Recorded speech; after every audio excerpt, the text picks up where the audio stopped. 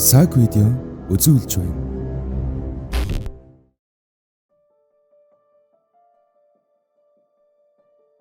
Эдгээр 12 зүйлийг та хийж хэвшснээр өдрийг эрч хүчтэй өнгөрүүлэх болно.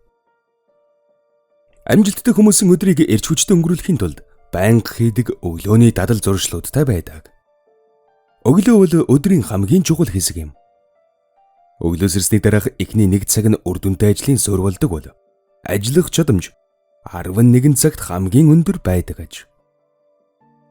Амьдрал дээр бид мэдсээр байж өглөө бүр кофе уун загимзүлжээнд хамаг цагаа бардаг нь нууц биш. Тэгээд л өдрийн турш уруу царайлцгаадаг шүү дээ. Тэгвэл бид танд өглөө бүр өөрийнхөө төлөө хэрэгжүүлж хэвших 12 зуршлыг танилцуулж байна. 1. Босох гэж хөвцсээр байгаад цагаан тулгаж яарч твдэхэн зогсоох. Ихэнх хүмүүс өглөө босохтон сэрүүлгээ хэддэхэн хойш ухран сэрж яддаг муу зуршилтай. Дараа нь гинт явах цагаа болсныг анзарч ухалсгийн босож таарсан хувцсан өмсөж ганц аяг кофе уугаад ажил руугаа дүгжирч явсаар ажилдан хоцорч очдог. Эхлээд харахад 10-15 минут хоцрох нь нэг их сүртэй зүйл биш мэт боловч бүхэл өдрийн турш хүнийг бухимдуулж хөдөлмөрийн бүтээмжид муугаар нөлөөлдөг байна. Өглөө нойрмоглсон таны 15 минут ямар үн цэнтэйг та төсөөлөгчгүй. 2. Өглөө бүр тухайн өдрийнхөө төлөвлөгөөг гаргах. Ажлын төлөвлөн гэдэг гайхамшигтай зуршил.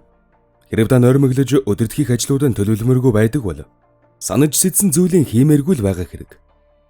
Харин эрч хүчтэй сэргэлэн босоод ажлаа төлөвлөдөг бол цагаан үр ашигтай өнгөрүүлж ажлаа амжилттай бүтээж чаддаг гэсэн үг.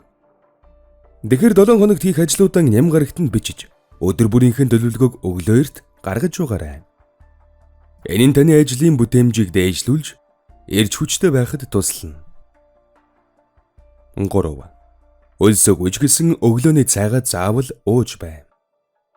Өглөөний цайг ямар ч тохиолдолд алгасаж болохгүй. Хүн бүр л өдрийн хамгийн чухал хэсэг гэдгийг мэддэг. Гэхдээ хүн бүрийн биеийн онцлог зуршлууд өөр байдаг бөгөөд өглөөсрээд өлсдөг хүн байхад юм идмээргүй санагддаг ч хүмүүс бий.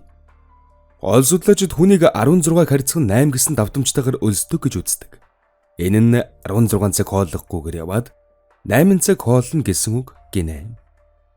Та өглөө босохтон өлсөөгүй байвал өөрийгөө хүчлэх хэрэггүйч хөнгөн өглөөний цайг өөртөө зориулах нь таны эрүүл мэндэд нэн тустай.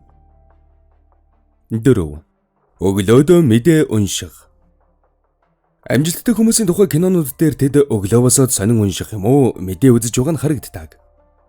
Энэ нь амжилтанд хүрсэн хүмүүс өглөөдөө шинэ мэдээ сонсохоос гадна анх уулзсан хүнтэйгэн ярилцах хэвшил бий болгосон байдагтай холбоотой. Мэдээллийн хөтөлбөрүүд бүгд өөдрөг сайхан зүйлээр дүүрэн байдаггүй. Та өглөөг онцгүй эхлүүлэхгүй тулд сөрөг мэдээллийг хойш тавиад өдрийн гоолны үеэр унших нь зүйтэй. Учир нь таны сэтгэл санааг тавгуйтуулж өдрийн турш бохимдуулж мэднэ. Дэлхийд дахны үйл явдал хизээж хаашаач зүгтад явчихгүй шүү дээ. 5. Өөртөө хэд олон сонголт үлдээхэн бойл. Бид өдөр тутамдаа өглөө босоод юу өмсөх үү, юу авч явах уу, өглөөний цайндаа юу идэх үү, биеийн тамирын дасгал хийх үү үгүй юу, ажилд очих юм нь юу амжуулах вэ гэх мэтчлэн жижиг том гэлтэхгүй олон шийдвэр гаргах хэрэгтэй болдог. Энэ бүх сонголтыг хийхдээ хэдийх хэрч хүч, энерги зарцуулснаас болж өдрийн төгсгөлд тэнхэлгүй болсон байх нь бий. Уг нь та тэдгэрийг урд өдрөнд төлөвлөжчихсэн цөнх хувцас бүх зүйлээ бэлдчихсэн байх ёстой шүү дээ. Өглөө босонгуудаа бүгдийг төлөвлөснийхөө дагуу хийгээд гарвал ямар нэг чухал сонголт хийхдээ зарцуулах эрч хүчийг хэмнэж чадна. 6. Өглөө боссныхоо дараа дасгал хийх. Өдрийг эрч хүчтэй сэргэлэн цав өнгөрөхөд өглөөний 15-аас 20 минутын дасгалал хангалттай. Үүнээс хэтэрвэл харин эрүүл мэндэд хортойж үж магадгүй шүү. Яг сэрсний дараа бие махбод идэвхтэй дасгал хөдөлгөөнд бэлэн биш байдаг. Яг л сэтгэлийн дарамтанд орж байгаатай адил. Ийм үед дасгал хийснээр өдөртөө ядарч жин нэмэхэд нөлөөлнө. Олон жилийн турш өглөө бүр дасгал хийдэг бол таны бие махбод түүнд дасчихсан байх нь мэдээж юм. Гэхдээ сэрмэгцэн удаан хугацаа зарцуулдаг хүнд дасгал бэдхий хийж байгаарай. 7. Өглөө босонгуудаа шуудангаан шалгаж захим сүлжээнээс мэдээ харахгүй байх. Олон нийтийн сүлжээ захим шуудан нь цаг хугацаа үрдэг таагүй зуршлуудын нэг юм. Захим шуудангаар ирсэн зүйл олон нийтийн сүлжээний элдв бичвэр нь таныг давгүй тулж өдрийг эрч хүчтэй бүтээлч өнгөрүүлэхэд сөргөөр нөлөөлж мэднэ. Та ажил ихсний дараа шуудан шалгаж болох бол олон нийтийн сүлжээгийн өдрийн хоолноос өмнө нээгч хэрэггүй. 8. Өглөөний цайндан амттан битгий ид. Зөв эрүүл хооллолтыг дэмждэг олон хүн амттныг зөвхөн өдөөс өмнө идэх ёстой гэж үзэн өглөөний цайндаа идэх нь бий. Үнэн хэрэгтээ амттан нь эрч хүчийг богино хугацаанд сэргээдэг шигэн маш хурдан алдагдуулж нойр хүргэх өлсөх мэдрэмж төрүүлдэг. Өдрийн хоол хүртэл хэнийгнийг залгичихмаар хэмжээнд өлсмөргүй байгаа бол өглөөний цайндаа нүүрс ус бүхий амттан бүүх хэрэгэл. Амттныг өдөр юм уу үдээс хойш л идэх нь зөв шүү. 9. Хэд хэдэн зүйлийг нэгэн зэрэг хийх. Бид өр бүтээлтэй ажиллах гээд олон зүйлийн дунд самгардах явдал бий. Заримдаа бүр хоногийн 24 цаг хүрэлцэхгүй байгаа мэт санагдаж хэд хэдэн ажлыг зэрэг амжуулахыг хичээдэг. Бид өглөөд хоёр шалтгаанаар ажилд дарагддаг. Сэрэнгүүдээ бүгдийг амжуулах гэж твдэн хамгийн үр дүнтэй 3 цагийн тухай сонссон болохоор их ажил бүтээхийг эрмэлздэг. Үнэн хэрэгтээ олон зориг тавьсан хүнээс бага бүтээл гардаг. Монголчууд хоёр тулаа хөөсөн хүн хоосон хоцорно гэдэг дээ.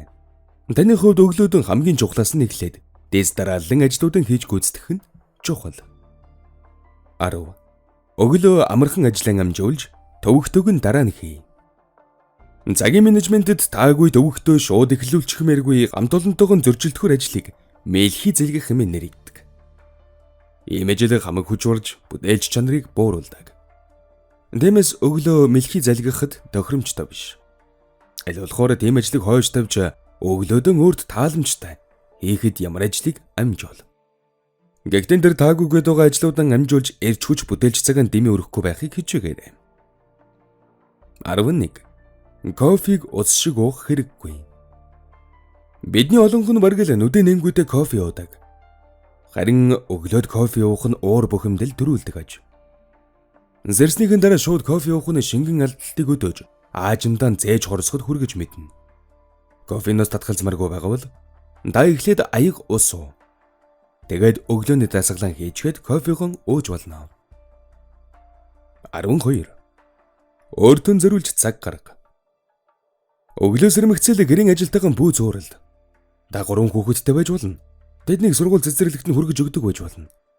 Гэхдээ л та өөртөө багахан цаг гаргаж бай. Гэхдээ ядахтал 15 минут. Энэ хугацаанд бясалгал хийж, өдрийг үр бүтээлтэй өнгөрүүлэх эрч хүчээ авч болох зүйлс хийж болно. Жишээ нь шүршүүрт орох ч юм уу. Хэрвээ та өглөө ганцаараа байх боломжгүй байдаг бол өөртөө заавалын зуршлыг бий болгоорой. Эдэн 7 хоног өнгөрөхөд таны сэтгэлийн дарамт бухимдал багасж, төвлөрөл чинь эрс дээшлэх болно. Мэдээллийг төлөвлөсөн Сак видео.